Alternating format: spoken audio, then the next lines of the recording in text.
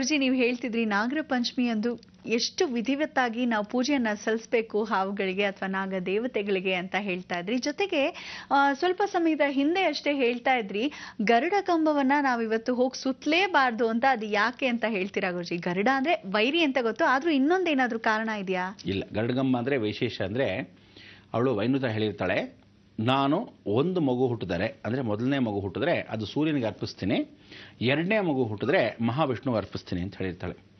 ಒಂದು ಮಗು ತಾನಾಗೆ ಹೋಗಿ ಸೂರ್ಯನ ಪಾಲು ಸೇರಿಬಿಡುತ್ತೆ, ಅದೇ ಅರುಣ ಕಿರಣ.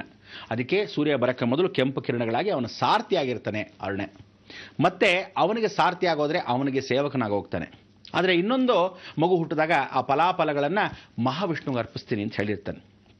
ಆಗ ಮಹಾವಿಷ್ಣು ವೈನುತ ಹೊಟ್ಟೋಗಿರ್ತಾಳೆ. ಕಾಲವಾಗೋದ್ಮೇಲೆ ಇದೆಲ್ಲ ಕಾರಣ ಯಾರು ಹೇಳ್ತಾರೆ ಅಂದರೆ, ಅವನು ಅಮೃತ ಕಲಶ ತೊಗೊಂಬರಕ್ಕೆ ಹೋದಾಗ ಮಹಾವಿಷ್ಣು ಹೇಳ್ತಾನೆ, ನೀನು ನನ್ನ ಸೇವಕ ಕಣೋ, ಅದೇ ನನಗೆ ಹೊಟ್ಟೋಗ್ತಾ ಇದೆಯಾ ಅಂತ. ಹೌದಾ, ನಾನು ಹಿಂಗೆ ಸೇವಕ, ನಮ್ಮಮ್ಮ ಹೇಳಿಲ್ವಲ್ಲ ಅಂತಾನೆ. ಪುಟಾಣಿ ಹುಡುಗ ಅಲ್ವಾ ಗರುಡ, ಆವಾಗ ಆ ಬಾಲ್ಯ ಅವಸ್ಥೆಯಲ್ಲಿ ಹಾಗಂತಾನೆ. ಇಲ್ಲ, ನೀನು ಖಂಡಿತ ನನ್ನ ಸೇವಕ ಅಂತಲೇ ವಿಚಾರ, ಅದರಿಂದ ನೋಡು ಅಂತ ಹೇಳಿ ಆ ವಿಚಾರವನ್ನು ತೋರಿಸ್ಕೊಡ್ತಾನೆ ಮಹಾವಿಷ್ಣು. ಭಾಳ ಸಂತೋಷ. ಹಂಗಾದ್ರೆ ಒಂದು ಕೆಲಸ ಮಾಡು, ನಾನೇನು ಸೇವಕನಾಗಕ್ಕೆ ಸಿದ್ಧ, ನೀನು ನಿನಗಿಂತ ಎತ್ತರ ಸ್ಥಾನ ನನಗೆ ಕೊಟ್ಟರೆ ನಾ ಖಂಡಿತವಾಗ್ಲೂ ಸಿದ್ಧ ಆಗ್ತೀನಿ. ಭಾಳ ಸಂತೋಷ ಅಂದಾಗ ಒಂದು ದೇವಾಲಯದಲ್ಲಿ ಮಹಾವಿಷ್ಣು ತಾನು ಮೂರ್ತಿಯಾಗಿದ್ದಾಗ ಮೂರ್ತಿಗಿಂತ ಎತ್ತರ ಸ್ಥಾನದಲ್ಲಿ ಗರುಡಗಂಬ ಅಂತ ಆ ಕಂಬದ ಮೇಲೆ ಹೋಗಿ ಕೂತ್ಕೋ ಅಂತ ಹೇಳ್ತಾನೆ. ಆ ಕಂಬದ ಮೇಲೆ ಕೂತ್ಕೊಂಡ್ರೆ ನನಗಿಂತ ಎತ್ತರ ಸ್ಥಾನ ಅಲ್ವ ನಿಂದೋ ಅಂತ. ಹೌದು ಅಂತ ಅವನು ತಲೆ ಭಾಗಿ ಕೂತ್ಕೊತಾನೆ ಗರುಡ. ಆ ಸ್ಥಳ ಏನು ಅಂದರೆ ಯಾವತ್ತೂ ಗರುಡ ಪಕ್ಷಿ ಅಲ್ಲಿ ವಾಸವಾಗಿರುತ್ತೆ ಅಂತ. ಇವತ್ತು ಹೋಗಿ ನೀವು ಆ ಪ್ರದಕ್ಷಿಣೆ ಹಾಕಿದಾಗ ಏನಾಗತ್ತೆ, ಅಪಪ್ರದಕ್ಷಿಣೆ ಅಪಭ್ರಂಶ ಆಗುತ್ತೆ. ಏನಾಗತ್ತೆ, ನಾಗದೇವತೆಗಳು ವಾಸವಾಗೋದು ಪಾತಾಳದಲ್ಲಿ. ಇದನ್ನು ಪ್ರತಿಷ್ಠಾಪನೆ ಮಾಡುವಾಗ ಏನು ಹೇಳಿರ್ತೀವಿ, ಶತ್ರು ನಾ ಭಯಂ ಅಂದಾಗ ಆ ಸರ್ಪ ದೋಷಗಳನ್ನು ಯಾವ ಕಾಲಕ್ಕೂ ಹತ್ತಿರ ಬರೆದಿದ್ದ ಹಾಗೆ ಆ ರೀತಿ ಮಾಡಿಬಿಟ್ಟಿರ್ತೀವಿ. ನಮ್ಮ ಪೂರ್ವಜರು ಏನು ಮಾಡಿರ್ತಾರೆ, ನಿಜವಾಗ್ಲೂ ನಮಗೆ ಗೊತ್ತಿಲ್ಲದೆ ಯಾವನೋ ಹಾವನ್ನು ಸಾಯಿಸಿರ್ತಾನೆ. ನೀವು ಹೋಗಿ ಗರುಡ ಪಕ್ಷಿಯನ್ನು ಅಥವಾ ಗರುಡ ಗಂಬವನ್ನು ಸುತ್ತು ಬಂದರೆ ಆ ಹಾವುಗಳು ಮತ್ತೆ ಅಲ್ಲಿ ಬರೋಕ್ಕಾಗಲ್ಲ. ಕೆಲವು ತಪ್ಪು ಮಾಡಿದವ್ರಿಗೆ ದಂಡನೆ ಕೊಡಲೇಬೇಕ್ರಿ, ಹೌದಾ?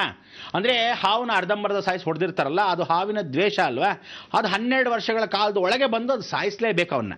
ತಾನು ಮಾಡಿರೋ ತಪ್ಪನ್ನು ಬಿಡೋದಿಲ್ಲ ಹಾವುಗಳು ಯಾವ ಕಾಲಕ್ಕೂ. ಆದರೆ ಒಂದು ರಕ್ಷೆ ಆದಂಗೆ ಆಗುತ್ತೆ. ಅದಕ್ಕೆ ಕುಂಕುಮಾಂಕಿತ ವರ್ಣಾಯ ಕುಂದೇ ಎಂದು ಧವಳ ಯಚ ವಿಷ್ಣುವಾಹನ ನಮಸ್ತುಭ್ಯಂ ಪಕ್ಷಿರಾಜಾಯತೆ ನಮಃ. ಹೆಣ್ಣುಮಕ್ಕಳು ಕುಂಕುಮ ಇಟ್ಕೊಳ್ಳೋಕೆ ಇದನ್ನು ಹೇಳ್ಕೋಬೇಕು.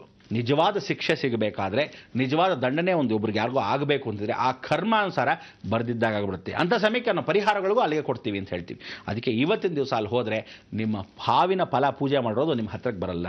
ಅದಕ್ಕೋಸ್ಕರ ಅದು ವಿರೋಧವಾಗಬಾರ್ದು, ಇವತ್ತಿನ ಫಲ ಪೂರ್ತಿಯಾಗಿ ನಿಮಗಾಗಬೇಕು ಅನ್ನೋಕ್ಕೋಸ್ಕರನೇ ಗರುಡಗಂಬ ಸುತ್ತಬೇಡಿ ಅಂತ ಹೇಳ್ತೀವಿ. ಹಸ್ತರೇಖೆಗಳನ್ನು ಯಾವತ್ತು ಕಲ್ಲುಗಳಿಗೆ ಅಂದರೆ ಸೃಷ್ಟಿಯ ಮೂಲ ಯಾವುದು, ನಮ್ಮನ್ನೆಲ್ಲ ಹಾವೇ ಜನನವನ್ನು ಕೊಟ್ಟಿರ್ತಕ್ಕಂಥದ್ದು. ಅಂದರೆ ಇಡೀ ಜಗತ್ತಲ್ಲಿ ಹಾವಿಲ್ಲದೆ ಯಾವ ಕಾಲಕ್ಕೂ ಒಬ್ಬ ಮನುಷ್ಯ ಬದುಕಕ್ಕೆ ಸಾಧ್ಯವೇ ಇಲ್ಲ, ಸಾಯಕ್ಕೂ ಸಾಧ್ಯವಿಲ್ಲ. ಅಂದರೆ ರಾಹುತತ್ವ ಆ ಹಾವಿನ ಮುಖಾಂತರ ಇರ್ತಕ್ಕಂಥದ್ದೇ ನಾಲ್ಕಲೋಕ. ಆವಾಗ ಏನಾಗುತ್ತೆ, ಇದು ವಿಶೇಷವಾಗಿ ಕಲ್ಲುಗಳನ್ನು ಉಜ್ಜಿದಾಗ ನಮ್ಮ ಹಣೆ ಬರಗಳನ್ನು ಬದಲಾಯಿಸ್ತಕ್ಕಂಥದ್ದು ಹಾವುಗಳೇ. ಅದಕ್ಕೆ ನೀರನ್ನು ಹಾಕಿ ತನಿಯ ನೇರಕ್ಕೆ ಮೊದಲು ಕೈಗಳನ್ನ ಚೆನ್ನಾಗಿ ಅರಿಶಿನ ಕುಂಕುಮ ಎಲ್ಲ ಹಚ್ಚಬೇಕು, ಎರಡೂ ಕೈಗಳೆಲ್ಲ ತೊಳೆಯಬೇಕು, ಆ ಕೊಳೆಗಳನ್ನೆಲ್ಲ ತೆಗಿಬೇಕು. ತದನಂತರ ನಿಧಾನಕ್ಕೆ ಮತ್ತೆ ಸ್ವಲ್ಪ ನೀರು ಹಾಕಿ ಎಲ್ಲ ಶುಚಿರ್ಭೂತ ಆದಮೇಲೆ ಹಾಲನ್ನು ಹಾವಾಗ ಹಾಕಬೇಕು. ಆ ಹಾಲನ್ನು ಹಾಕಿದಾಗ ಈ ನವನಾಗ ಸ್ತೋತ್ರವನ್ನು ಹೇಳ್ಕೋಬೇಕು. ತದನಂತರ ಆ ಸರ್ಪಯೋಗದಲ್ಲಿ ತತ್ಪುರುಷಾಯ ವಿದ್ಮಹೆ ಸಹಸ್ರಪಣಾಯ ಧೀಮಹೆ ತನ್ನೋ ನಾಗೇಂದ್ರ ದೇವತಾ ಪ್ರಚೋದಯಾತ್. ತತ್ಪುರುಷಾಯ ವಿದ್ಮಹೆ, ಆ ತತ್ಪುರುಷ ಮಹಾಪುರುಷನಾಗಿರ್ತಕ್ಕಂಥ ನಾಗೇಂದ್ರ. ಅದಕ್ಕೆ ಸಹಸ್ರಪಣ, ಹಾವು ಸಹಸ್ರಪಣದಲ್ಲಿ ಹಾವು ಸಾವಿರಾರು ಗಟ್ಟಲೆ ಇರತಕ್ಕಂಥ ಹಾವುಗಳಲ್ಲಿ ವಿಶೇಷವಾಗಿ ಸಹಸ್ರಪಣ, ಆ 7 ಸರ್ವದ ಅನುಗ್ರಹದಲ್ಲಿ ಕೊಟ್ಟಿರ್ತಕ್ಕಂಥ ತಲೆಗಳನ್ನು ಹೀಗೆ ಎತ್ತಿದಾಗ ಶೇಷಾಯಿ ಬಹಳ ಚೆನ್ನಾಗಿ ತನ್ನೋ ನಾಗೇಂದ್ರ ದೇವತಾ ಪ್ರಚೋದನ. ನಾಗೇಂದ್ರ ದೇವತಾ ಅಂತ ನಮಸ್ಕಾರ ಮಾಡ್ಕೊಂಡಾಗ ಆ ಹಾಲನ್ನು ಹಿಡಿದಾಗ ಚಿಕ್ಕ ಪಾತ್ರೆಯನ್ನು, ಒಂದು ತಟ್ಟೆಯನ್ನು, ಬಟ್ಲನ್ನು ಹೀಗೆ ಇಟ್ಕೋಬೇಕು ನೀವು. ಆ ಹಾಲು ಬಿದ್ದಿದ್ದನ್ನು ನೀವು ನಿಜವಾಗ್ಲೂ ಮಕ್ಕಳಾಗಿಲ್ಲ ಅನ್ನೋರನ್ನ ಗಂಡ ಹೆಂಡತಿ ಇಬ್ಬರು ಇದನ್ನು ತೊಳೆದು ನೀವು ಆ ಹಾಲನ್ನು ಸ್ವೀಕರಿಸಿ ಕರೆಕ್ಟಾಗಿ 9 ಡೇಸ್ಗೆ ಆ ಅಂಥ ಅನುಗ್ರಹ ಎಷ್ಟು ಸಿದ್ಧಿ ಅಂದರೆ ಆಕಾಶ ಬಿದ್ದೋಗ್ಲಿ ಭೂಮಿ ಎರಡಾಗಲಿ ಸಂತಾನ ಅಭಿವೃದ್ಧಿ ಗ್ಯಾರಂಟಿ. ಅಂಥ ವೈಶಿಷ್ಟ್ಯತೆ ಇವತ್ತು ನಾಗಲೋಕದಲ್ಲಿದೆ. ಎಷ್ಟು ಜನ ಗೊತ್ತದಲ್ಲ, ಯಾರು ಮಾಡ್ತಾರೆ, ಗಂಡ ಬಂದರೆ ಹೆಂಡತಿ ಬರಲ್ಲ, ಯಾಕೆಂದರೆ ರಾಹು ಬಿಟ್ಟಲ್ವಲ್ಲ, ನಿಮ್ಮ ಟೈಮ್ ಚೆನ್ನಾಗಿಲ್ಲ. ಇಬ್ಬರು ಪಾಣಿಗ್ರಹಣ ಮಾಡಿಕೊಂಡು ಆ ಮಂತ್ರವನ್ನು ಹೇಳಿಕೊಂಡು ಇಬ್ಬರೂ ಕೈಯಲ್ಲಿ ಹಾಕಿ ತಿಕ್ಕಿ ತೊಳೆದು ಆ ನಾಗದೇವತೆಗಳನ್ನ ಸ್ಮರಣೆ ಮಾಡ್ಕೊಳ್ಳಿ. ಯಾತಕ್ಕಾಗಲ್ಲ.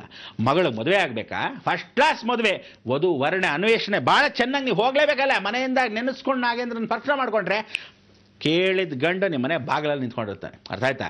ಹಾಗೆ ಅಂದ್ಬಿಟ್ಟು ಯಾರನ್ನೋ ಕೇಳ್ಕೊಂಬಿಡ್ಬೇಡಿ, ಅವರೆಲ್ಲ ಮನೆಗೆ ಬಂದು ನಿಂತ್ಕೊಳ್ಳೋಕ್ಕಾಗಲ್ಲ. ಅರ್ಥ ಆಯ್ತಾ? ಎಷ್ಟು ಅಷ್ಟೇ ಲಿಮಿಟೇಷನ್ಸ್. ಅದಕ್ಕೆ ಪ್ರತಿಪೂರ್ವಕವಾಗಿ ಒಂದು ಅನುಗ್ರಹ ಅಂದರೆ ನಿಜವಾಗ್ಲೂ ಅಭಿನಂದನಾ ಅಂದರೆ ಭಗವಂತನ ಕೃಪಾ ಕಟಾಕ್ಷಲ್ಲಿ ಯಾರು ಮನಸ್ಫೂರ್ತಿಯಾಗಿ ಇದನ್ನು ಮಾಡ್ತಾರೆ, ಶ್ರದ್ಧಾಭಕ್ತಿಯಾಗಿ ಮಾಡಬೇಕು. ಆ ಹಿಟ್ಟನ್ನು ಇಟ್ಟು, ತೊಟ್ಲನ್ನು ಇಟ್ಟು, ಹಾಲನ್ನು ತನೆ ಎರೆದು ನಮಸ್ಕಾರ ಮಾಡ್ಕೋಬೇಕು. ಆಮೇಲೆ ಅಲ್ಲಿ ಕೂತ್ಕೋಬೇಕು. ಕೂತ್ಕೊಂಡು ನವನಾಗ ಸ್ತೋತ್ರವನ್ನು ಕರೆಕ್ಟಾಗಿ 11 ಸಲ ಹೇಳ್ಕೋಬೇಕು. ಜ್ಞಾಪಕ ಇಟ್ಕೊಳ್ಳಿ, ಹಾವಿಗೆ ಯಾವತ್ತು 11, 9 ಅಭಿಷೇಕ ಮಾಡುವಾಗ ಬಹಳ ಮುಖ್ಯ. ಇದನ್ನಾದ ಮೇಲೆ ನೆಟ್ಟಿಗೆ ಮನೆಗೆ ಬರ್ತಕ್ಕಂಥ ಈ ಮೆಟ್ಟಿಗೆ ಮನೆಗೆ ಬಂದ ಮೇಲೆ ಮನೆಯಲ್ಲಿ ಮಂಗಳಾರತಿ ಮಾಡಬೇಕು. ಅಲ್ಲಿ ಹಾಲು ತನಿ ಎರೆದಿರೋದಕ್ಕೆ ಮೊದಲು ನಾವು ಅಲ್ಲಿ ಹೋಗಿ ಬಂದುಬಿಡ್ತೀವಿ, ನಮಸ್ಕಾರ ಮಾಡ್ಕೊಂಡು ಬಂದ್ಬಿಟ್ವಿ. ಮನೆಯಲ್ಲಿ ತನಿ ಹಿಡಿದಾಗ ಆ ಹಾಲು ಬಟ್ಟೆ ತಂದಿರ್ತೀವಲ್ಲ ಅದನ್ನು ಹಾಕಿಟ್ಟು ಸ್ವಲ್ಪ ಉಳಿಸ್ಕೋಬೇಕು. ಹಾಲನ್ನ ಪೂರ್ತಿ ಹಾಕ್ಬಿಡ್ಬೇಡಿ, ಹಸಿ ಹಾಲು ಹಾಕಬೇಕು, ಕಾಯಿಸಿದ ಹಾಲು ಹಾಕ್ಬಿಡ್ಬೇಡಿ. ಸದ್ಯ ಬಿಟ್ಟರೆ ಏನು ಕಾಫಿನೂ ಹಾಕ್ಬಿಡ್ತೀರಾ ಅನ್ಸುತ್ತೆ. ಹಾಗೆಲ್ಲ ಹಾಲುಗಳನ್ನು ತನಿ ಎರೆದು ಹಸುವಿನ ಹಾಲು ಹಾಕಿದ್ರೆ ಭಾಳ ಮುಖ್ಯ. ದಯವಿಟ್ಟು ಎಲ್ಲರೂ ಹಸುವಿನ ಹಾಲನ್ನು ತೆಗೆದಿಟ್ಕೊಳ್ಳಿ, ಭಾಳ ಮುಖ್ಯ. ಯಾಕೆಂದರೆ ಕಾರ್ಯಕ್ರಮದಷ್ಟೊತ್ತಿಗೆ ಭಾಳ ಜನ ಬೆಳಗ್ಗೆ ಹೋಗಿ ಬಂದುಬಿಟ್ಟಿರ್ತೀರ. ಆದರೆ ಹಸುವಿನ ಹಾಲು ಸಾಯಂಕಾಲ ಸೂರ್ಯಾಸ್ತವಾದ ಮೇಲೆ ಖಂಡಿತ ಮಾಡಬೇಡಿ. ಸೂರ್ಯಾಸ್ತವಾಗೋ ಸಮಯಕ್ಕೆ ಮಾಡಬಾರ್ದು, ಮಾಧ್ಯಾಹ್ನಿಕದಲ್ಲಿ ಮಾಡಲೇಬಾರ್ದು. ಎಲ್ಲರೂ ಏನು ಮಾಡ್ತೀರ ಗೊತ್ತಾ, ನಿಧಾನಕ್ಕೆ ಹೋಗೋಣ, ಮಾಡ್ಕೊಂಡು ಬರೋಣ ಅನ್ನೋದೆಲ್ಲ ಎತ್ಕೊಂಡಿರ್ತೀರ. ಹಾಗೆಲ್ಲ ಮಾಡಿಕೂಡ್ದು. ಏನೇ ಇದ್ರೂ ಪ್ರಾತಃ ಕಾಲೇ, ಅದಕ್ಕೇನು ಹೇಳ್ತಾರೆ, ಸಾಯಂಕಾಲೇ ಸ್ಮರೇ ನಿತ್ಯಂ, ಪ್ರಾತಃ ಕಾಲೇ ವಿಶೇಷತಃ ನಿಶ್ಚಯೇತ್ ದ್ವಿಷಭಯಂ, ನಿಶ್ಚಯವಾಗಿ ದ್ವಿಷಭಯಂ ತತ್ಸಯೇತ್ ಸರ್ವತ್ರ ವಿಜಯೀ ಭವೇತ್. ಯಾವತ್ತಿದ್ರೂ ಜೀವನದಲ್ಲಿ ಹಿಂತಿರುಗಿ ನೋಡಬೇಕಲ್ಲ, ಸರ್ವತ್ರ ವಿಜಯೀ ಭವೇತ್, ಯಾವತ್ತು ವಿಜಯಶಾಲಿ ಆಗಿರ್ತೀರ ಅಂಥ ಒಂದು ನಾಗೇಂದ್ರನ ಸ್ವರ್ಣೆ ನೋಡ್ಕೊಂಡು. ಅದಕ್ಕೆ ಯಾರು ಕೇಳೋದು ತಕ್ಷಣದಲ್ಲಿ ಕೊಡದೇ ಇರತಕ್ಕಂಥವನು ಸಾಕ್ಷಾತ್ ನಾಗೇಂದ್ರ ಒಬ್ಬನೇ ಕೊಡೋದು. ಯಾವ್ದು ಕೇಳ್ಕೊಳ್ಳಿ, ಆ ಹಾವುಗಳು ವಂಶ ಪಾರಂಪರ್ಯವಾಗಿ ನಿಮ್ಮನ್ನು ಕಾಪಾಡುತ್ತೆ. ಎಷ್ಟೋ ಜನಕ್ಕೆ ಆ ವಂಶವನ್ನು ಅಭಿವೃದ್ಧಿ ಪಡಿಸ್ಕೊಂಡಿದೆ. ಇವತ್ತು ಎಷ್ಟೋ ಜನ ಮನೆಯಲ್ಲಿ ಹುತ್ತುಗಳಿದೆ, ಎಷ್ಟೋ ಜನ ಮನೆಗೆ ಹಾವುಗಳು ಕಾಣಿಸ್ಕೊಂಡಿಲ್ಲ. ಯಾಕೆಂದರೆ ತಾನು ತನ್ನ ಪಾಡಿಗೆ, ನಿಮಗೆಷ್ಟು ಭಯವಿರುತ್ತೋ ಅದಕ್ಕೂ ಅಷ್ಟೇ ಭಯ ಇರುತ್ತೆ. ಆದರೆ ಮಾತ್ರ ದೇವನಾಗರಿ ಹಾವುಗಳಿಗೆ ಮಾತ್ರ ಬಹಳ ಹುಷಾರು. ನಾಗಲಕ್ಷ್ಮಿನೂ ವಿಚಾರ ಇದೆ. ನಾಗಲಕ್ಷ್ಮಿ ಎಲ್ಲಿರ್ತಾಳೆ, ಅವಳು ಪೂಜೆ ಪುರಸ್ಕಾರ ಮಾಡು ಅಂತ ಹೇಳಿದೆ. ಮಂಗಳವಾರ ಮಾಡ್ಕೊಂಡು ಬನ್ನಿ, ಅರ್ಶಿನ ಕುಂಕುಮನ ಸುರಿದು ಅಂದೆ. ಕೇಳಿದ್ರ ಕೇಳ್ತಾ ಇರಿ, ಬರ್ತೀನಿ, ಹೇಳ್ತೀನಿ ಈಗ.